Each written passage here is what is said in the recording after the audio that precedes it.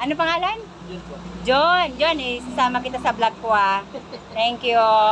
Ayan na kuya, thank you so much. Tuloy na kami.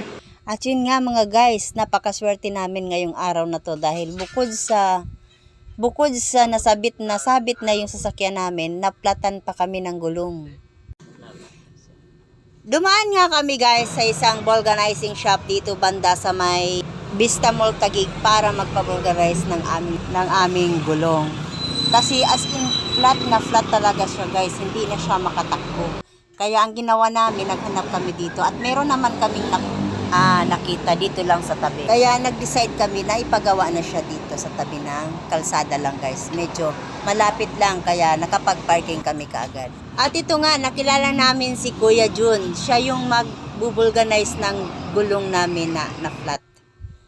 Ngayon, ginagawa niya na at meron siyang nakuhang pako na matagal na daw pala itong nakatusok doon sa gulong. Kaya unti-unti siyang nagbabawas ng hangin. Kaya ito na nga guys, nilinis ni Kuya yung loob ng gulong. Nilinis niya para lagyan niya ng pantapal. Yun yung tinatawag na patch. Medyo makapal yung nilagay niya.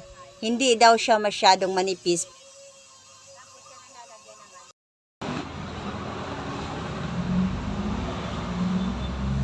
Kaya yan guys, nakikita nyo, yan. Ito.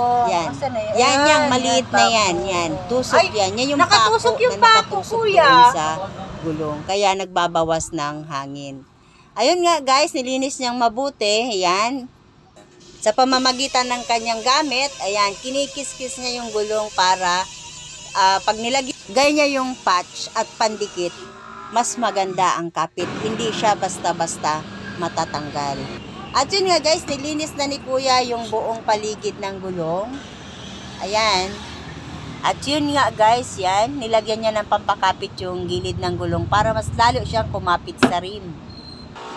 Ayan, malapit na siyang matapos at yun.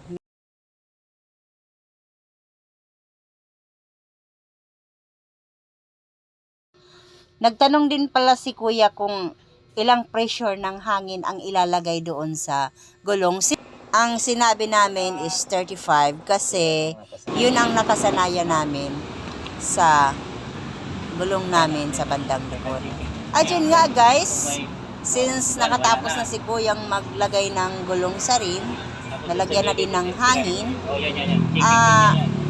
chinek niya ulit ito sa pamamagitan ng leak test para makasigurado talaga na wala na talaga siyang singaw. Okay lang kuya?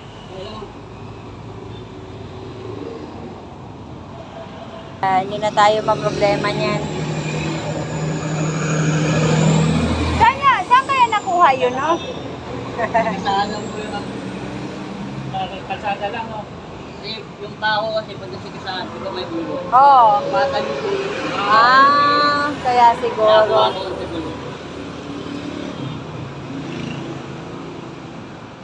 Kaya nabalik na niya.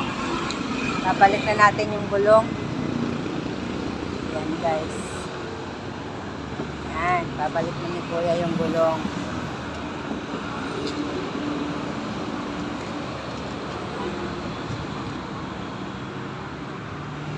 Ito palang, kung mapapansin nyo guys yan, may binilugan ako dyan. Ayan o. Nakaparking lang kami niyan sa tabi ng kalsada. Nakaparking lang kami niyan ha. Pero, nasabitan pa rin kami ng dumaan na sasakyan.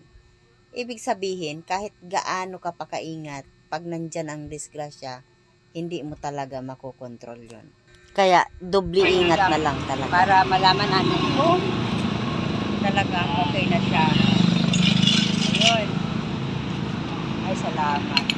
Tapos, final na ito kasi mahirap naman na hindi niya. Final yan. Mamaya yan, tumatakbo kami. Natanggalan na matagal ng mga bolt. Bolt. Tanggalan kami ng gulong. Kaya kailangan yung mga bolts, finalize na yan na higpitan. Kasi napakahirap tumakbo na hindi sigurado.